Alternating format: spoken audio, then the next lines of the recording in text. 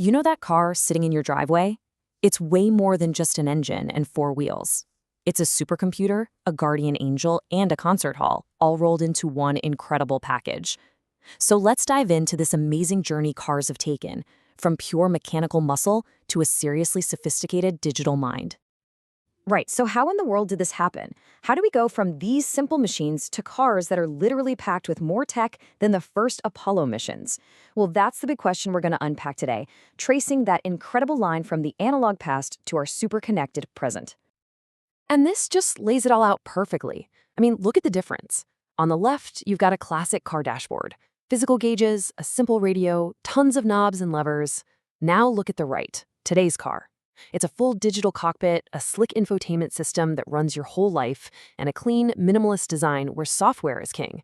It is a night and day difference for sure.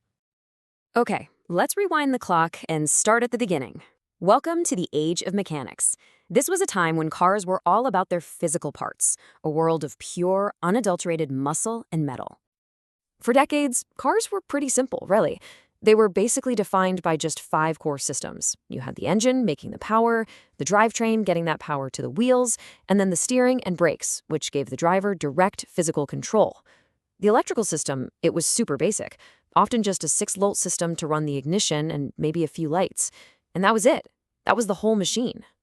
And because of that simplicity, driving was a completely different beast. It was this physical, analog conversation between you and the car. No power steering to help you muscle through a turn, no anti-lock brakes to save you from a skid. You, the driver, you were the central processing unit. You had to make every single calculation and provide all the force.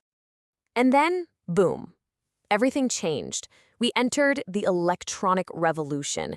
This is the exact moment the car started to grow a brain to go along with its brawn, and it was all thanks to one truly groundbreaking invention. Meet the ECU, the Electronic Control Unit. This little box is probably the single most important piece of tech in any modern car. Think of it as the car's central brain. Its arrival was the massive shift from a machine that was purely reactive, it only did what you told it to one that's proactive, a machine that could finally start to think for itself. So how does this new brain actually work? Well, it's this incredibly powerful yet simple 3-step loop. First, sensors all over the car sense the world. That's cameras, radar, you name it. Then the ECU processes all that data in a split second.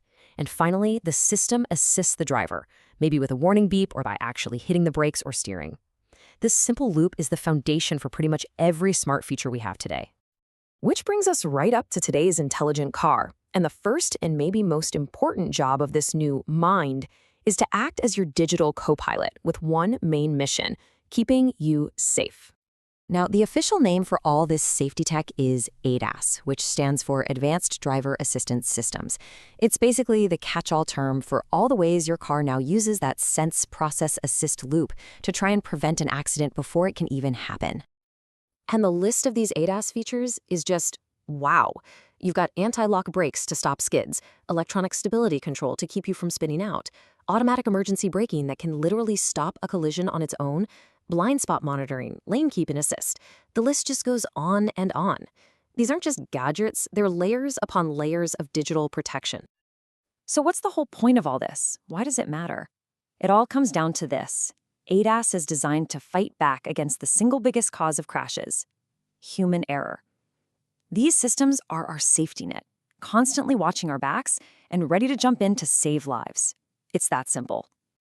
But you know, the car's new intelligence isn't just about safety. It has also completely revolutionized the experience inside the car, putting unbelievable comfort and connectivity right at our command. I mean, just think about it. We went from a crackly AM radio to these incredible infotainment hubs, from fiddling with temperature knobs to just setting the climate control ones and forgetting it.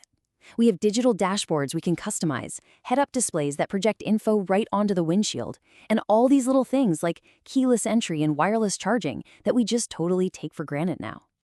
A perfect example is adaptive cruise control. Old school cruise control, it just held a speed. That's it. But ACC uses radar to see the car in front of you, and it automatically slows down and speeds up to keep a safe distance. It makes long road trips and traffic jams so much less stressful. It's the car taking over a boring job to make your drive that much better. So, where are we heading from here? Well, this whole evolution is far from over. The next huge leap is all about transforming the car from just an intelligent tool into a truly connected partner. And this is the future, right here. Vehicle to everything, or V2X. Now, this isn't just about the car sensing what's immediately around it. This is about your car having a constant wireless conversation with other cars, with traffic lights, and even with pedestrians' phones. And check out what this makes possible. It creates this amazing network of shared intelligence. V2V tells you a car slammed on its brakes around a blind corner. V2I lets your car talk to traffic lights to make traffic flow smoother. V2P can detect a cyclist's phone and warn you they're about to cross the road. And V2N connects everything to the cloud for real-time data. It's a web of awareness that's going to make our roads so much safer and more efficient. And what's the final step in this whole journey from mechanical to electronic?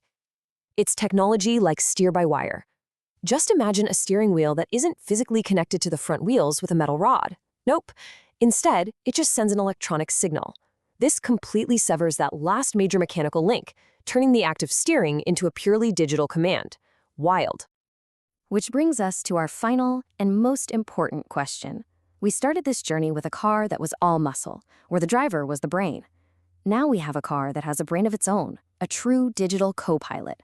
So as that digital brain gets smarter and smarter and the mechanical connections disappear, what does that mean for the future of the person behind the wheel? What's our role going to be? Now that is something to think about.